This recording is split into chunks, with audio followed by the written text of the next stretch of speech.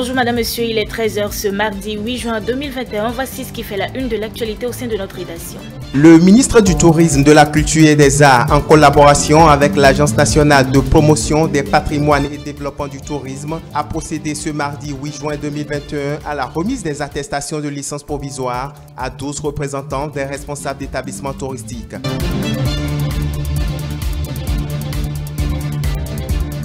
Démarrage depuis ce lundi 7 juin 2021 du certificat d'études primaires sur toute l'étendue du territoire national. Ce mardi, nous sommes à la deuxième journée de composition des épreuves écrites. Quel bilan peut-on faire de la première journée? Une équipe de notre rédaction est allée faire le constat. Le chef centre de composition de Gbeto Sud de Cotonou nous fera le point dans cette édition.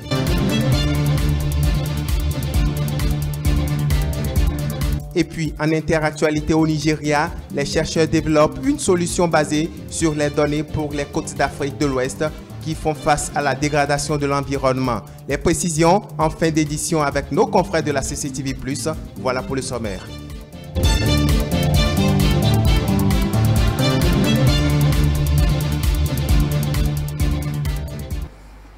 Bienvenue à Parakou comme partout ailleurs au Bénin. Les candidats au CEP ont démarré les compositions écrites de cet examen ce lundi 7 mai 2021. Le maire Inoussa Chabizime a procédé au lancement officiel dans un des centres du 3e arrondissement. Léon Baton Boris Arissou. Le complexe scolaire public de Wokodoru dans le 3e arrondissement de Parakou, centre de composition du certificat d'études primaires CEP, accueille le lancement officiel de l'examen au plan communal sous la direction du chef de région pédagogique Parakou 1 et du maire de la municipalité. Les vérifications des emballages contenant la première épreuve avec la participation des candidats. L'on découvre par la suite le contenu. Certificat d'études primaires, épreuve compréhension de l'écrit, durée 1 heure. C'est la même chose. Allez, c'est parti pour cette année. Bonne chance, hein? Les épreuves seront ensuite distribuées aux 537 candidats inscrits dans ce centre. Nous avons fait le tour des salles pour remonter le moral à nos petits, leur dire d'être sereins et que tout se passera très bien. Je souhaite bonne chance à tous les candidats, à tous nos enfants du Bénin et en particulier aux enfants de la commune de Parakou. J'ai souhaité que la commune de Parakou s'illustre positivement et qu'elle soit parmi les premières communes du Bénin pour l'édition 2021 du CEP. Le CEP se déroule cette année dans le respect strict des gestes barrières. Toutes les dispositions sont aussi prises pour une bonne organisation, rassure le chef de région pédagogique. Déjà, à partir de 6 heures, les surveillants étaient dans le centre. Les candidats aussi, à partir de 7 heures, étaient déjà dans les salles de composition. Les dispositifs de lavage de mains étaient déjà installés. Donc la sécurité est garantie dans le centre.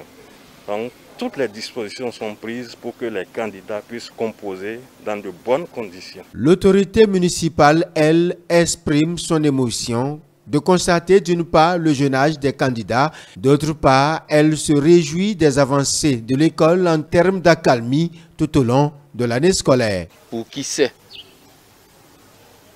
comment les années passées se sont déroulées et que à chaque fois on était dans l'hésitation. Est-ce que l'examen aura lieu avec le phénomène des grèves? Est-ce que les gens ont fini le programme et tout? Cette fois-ci, ces questions ne sont plus à l'ordre du jour parce que l'année a été paisible, les cours se sont bien déroulés et nous sommes à l'étape de l'évaluation des connaissances. Et cette évaluation-là est une évaluation certificative, celle qui permettra à nos petits, à nos tout petits, d'avoir le diplôme leur permettant d'aller au collège. Et j'ai été très heureux, très fier de constater que les enfants n'avaient pas peur. Ils étaient sereins. La délégation s'est par la suite rendue au centre de promotion sociale des aveugles de Zongo, centre spécial de composition pour aveugles et malvoyants. 5 candidats y composent les mêmes épreuves, mais avec le langage du braille. Au total, 5041 candidats sont inscrits au CEP 2021 dans la première région pédagogique de la municipalité de Parakou. Donc la première journée du certificat d'études primaires et les candidats ont affronté des épreuves écrites. À l'école primaire publique de Gbeto Sud, le chef centre rencontré nous fait le point de cette journée.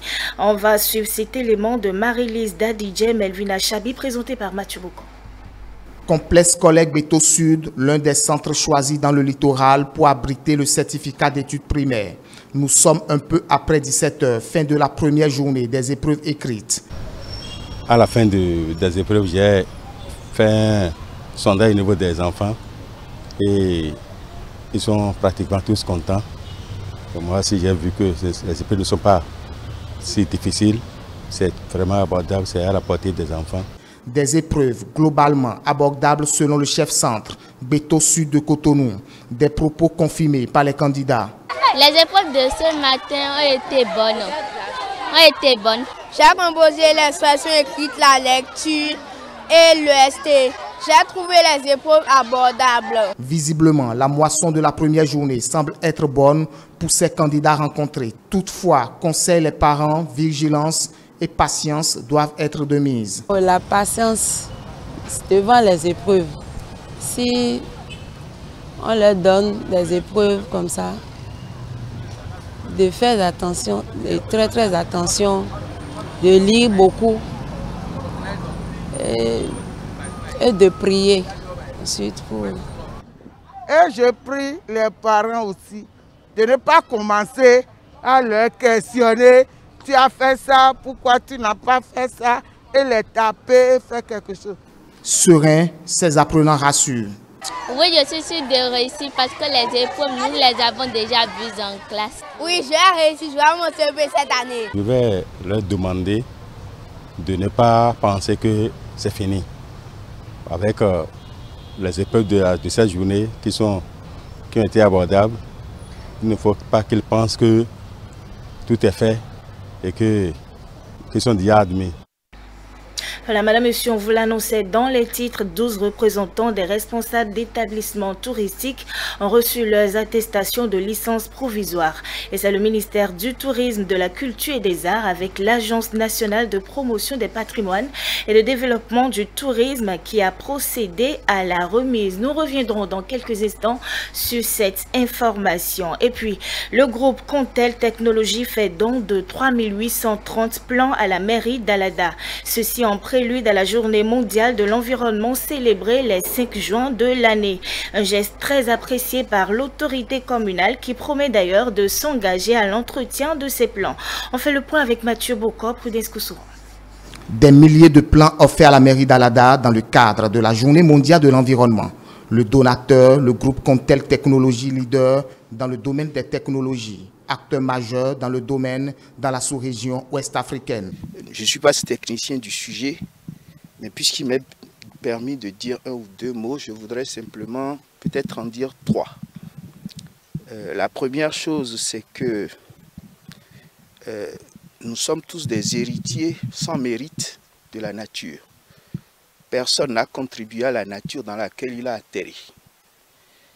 Et le monde ne s'arrêtera pas à notre niveau. Nous avons donc le devoir de transmettre aux générations futures le monde dont nous avons hérité dans des conditions de viabilité qui soient apaisées.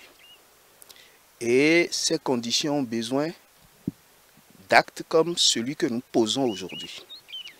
La deuxième chose, de mon point de vue, quand on regarde l'état de dégradation avancée de la nature, c'est dès maintenant qu'il faut commencer à faire quelque chose. Demain, ce sera tard. C'est aussi le sens que je voudrais que vous puissiez donner à l'acte que nous posons aujourd'hui.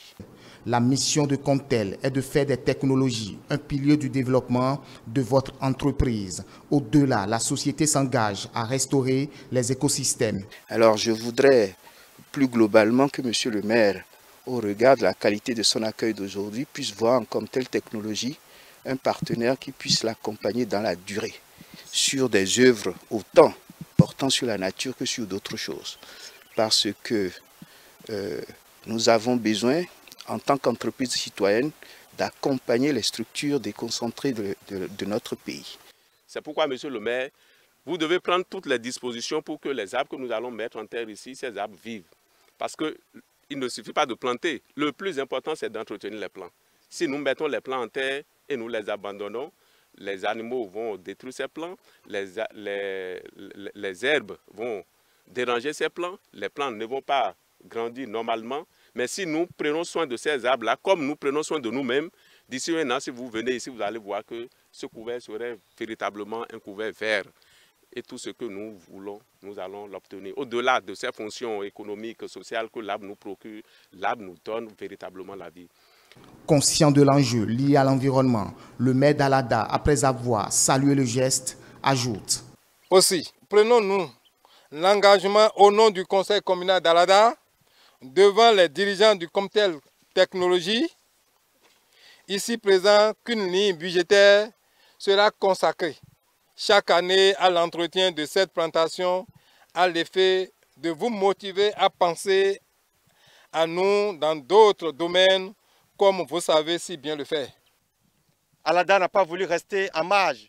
Le département de l'Atlantique n'a pas voulu rester en marge.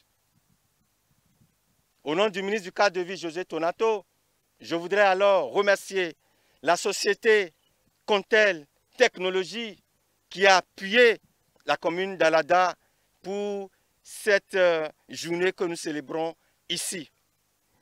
Je voudrais me réjouir de savoir que ce ne sera pas la dernière initiative. Comtel n'entend pas s'arrêter en si bon chemin, le groupe réaffirme toujours son engagement à offrir ses compétences à ses clients dans le but de maintenir son titre de leader sur le marché. On revient maintenant à la remise d'attestation de licence provisoire aux 12 représentants des responsables d'établissements touristiques. C'est le ministère du Tourisme, de la Culture et des Arts avec l'Agence nationale de promotion des patrimoines et de développement du tourisme qui a procédé à cette remise. Un extrait de l'intervention du ministre Jean-Michel Abimbola dans cet élément. Il s'agit, je l'ai dit, de licences provisoires en attendant l'aboutissement des réformes évoquées.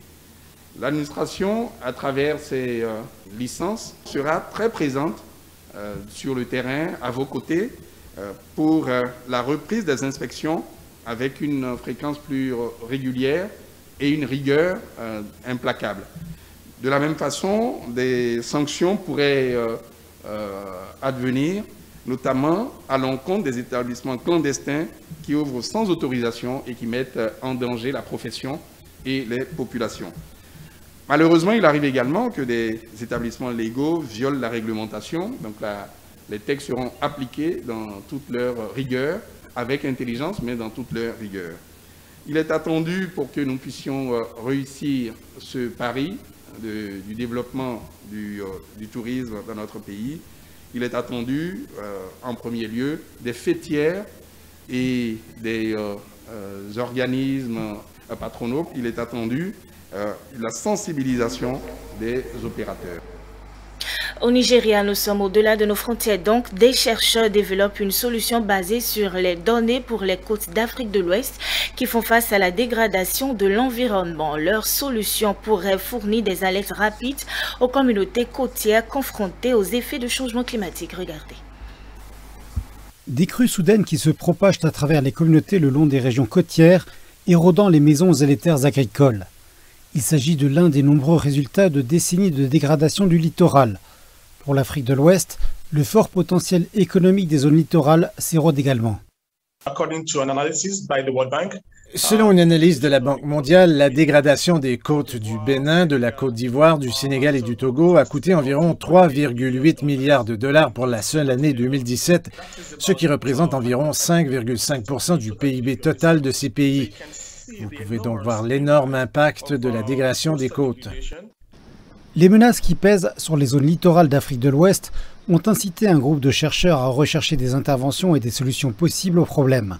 Le projet « Accroître l'adaptation et la résilience contre les multiples dangers le long des côtes de l'Afrique de l'Ouest » ou IRWAC a d'abord réalisé une évaluation des besoins et de l'impact du changement climatique sur les zones littorales. La deuxième phase de l'intervention a à voir avec le développement d'un tableau de bord qui serait une sorte de guichet unique pour les informations fondées sur des preuves et aussi pour l'analyse des situations concernant l'impact du changement climatique et d'autres facteurs de stress sur le littoral ouest africain.